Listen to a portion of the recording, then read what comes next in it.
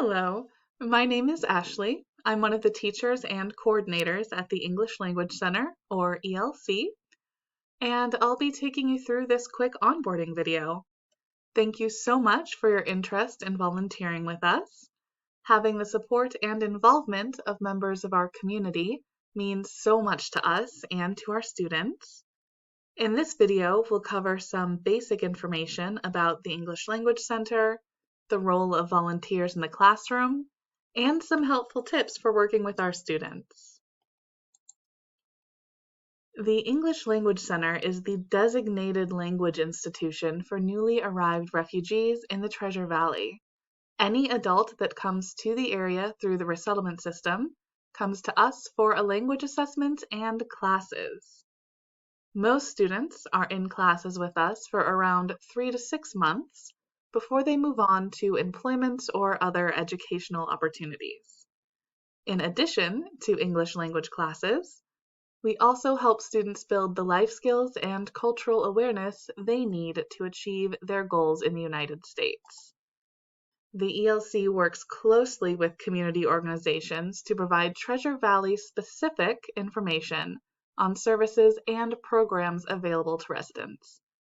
We also work closely with partners to develop new programs as needed. At the time of this recording, we're serving around 250 students a week. We have new students being enrolled every week and are currently the only language institution in Boise to offer year-round open rolling enrollment. This presents a unique challenge for our teachers as they navigate having at least one new student in class every week. This is one of the many reasons classroom volunteers are so important. We have students from around the world, representing over 15 countries and 20 languages. Many of our students are already multilingual and are happy to teach you some words in their preferred languages. So definitely ask for that. The ELC currently offers 7 classes. Core through Advanced are leveled, with Core being our pre- and emerging literacy students. The classes increase in proficiency level from there, with some of our advanced students being at or very close to a native level proficiency. Our Elders class is designed for refugees who are 60 years and older. This class focuses on conversational English and early preparation for the citizenship test. Having volunteers helping in the classroom is an integral part of the English Language Center. We utilize volunteers in all of our classes to help reduce the student-to-teacher ratio and give students more individualized attention.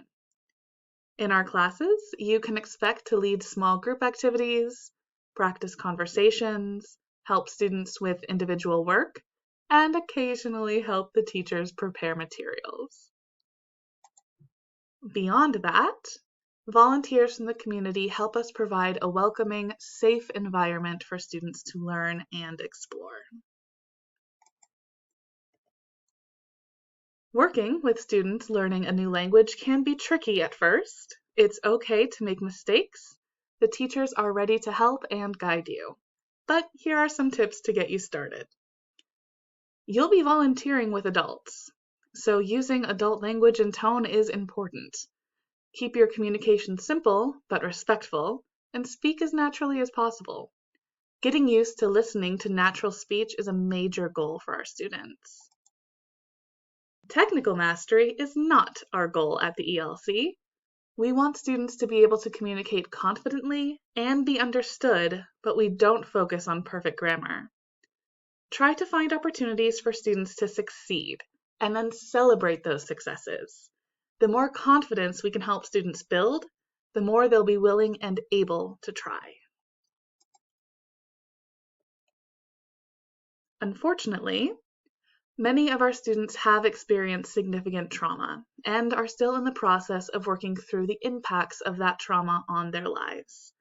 Those impacts extend to their ability to learn. Trauma-informed practices and teaching is at the foundation of everything we do at the ELC. Volunteers can help us reinforce those trauma-informed practices every day by building trust with our students and being patient, aware, and safe. Students often come to rely on their teachers and volunteers for consistency. Being reliable, present, and honest is important to building trust. Patience is also key. Trauma impacts the brain's ability to process and retain information. One day, a student might be engaged in really understanding a topic. The next, they might come into class having forgotten everything. This is normal and part of the recovery process. It is important that teachers and volunteers meet students where they are each day and not take what we might perceive as disinterest personally. Finally, pay attention to student cues and reactions to various topics.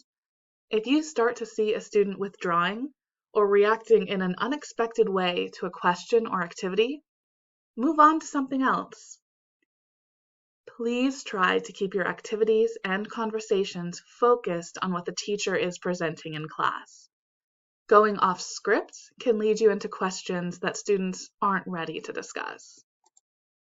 If you ever see anything in the classroom that causes you concern, please get the teacher's attention in a way that is not disruptive to the rest of the class. And take care of yourself. Volunteering with our students is an amazing, rewarding experience, but can also be heavy. Please reach out to our teachers or admin staff if you ever want to talk or get access to additional resources. Trauma can present itself in a variety of ways, but in our classrooms, we most often see specific behaviors. Appearing disconnected or disengaged is the most common. When a student isn't prepared to address a particular topic, they may zone out, focus on their phones, or try to shift focus to another topic. When this happens, we give the student the space to do what they need to do while still protecting the other student's ability to learn. An important thing to keep in mind is that success looks different to each student for each activity. If a student isn't ready to answer your question in a full sentence, a single word response is great. Pointing to an answer instead of saying or writing the word is correct, and we'll take it. A successful activity doesn't necessarily mean everyone is participating at the same level. It's okay to let a student do what they're comfortable with and then move on. Outbursts can also occur. When they do, it's best to give that student space and alert the teacher if they aren't already aware. Anytime there is a student behavioral issue that you're concerned about, please let the teacher know and then follow the teacher's instructions calmly. Volunteers help the teachers maintain a calm, safe environment, and the behaviors and attitudes we model can help the students regulate their own behaviors. So, as you're preparing for your first day at the ELC, it's good to know what we expect from volunteers. We have a pretty loose dress code at the ELC. We want our volunteers and students to be comfortable. A good rule in deciding what to wear is, could I wear this to a high school and not get dress coded? Please avoid short shorts or short skirts, tank tops, low-cut shirts, and clothes with profanity or graphic images on them, with special attention to scary images, especially around Halloween time. In the classroom, please follow the teacher's instructions and help maintain a good learning environment by helping students focus on the teacher while they're teaching and saving questions or comments you might have about the lesson until break or after class. For your first day, there is a volunteer sign-in sheet by the front door that you'll sign every day you volunteer. On your first day, please make sure we have your filled out confidentiality form. I, Ashley, or one of the other staff will be there to greet you on your first day and show you to class. Our office is immediately on the right when you walk in, so please poke your head in and let us know you're here, if we're not ready to meet you at the door. Thank you again for your interest in volunteering with the ELC. We are excited to have you. Please let us know if you have any questions, and we'll see you soon.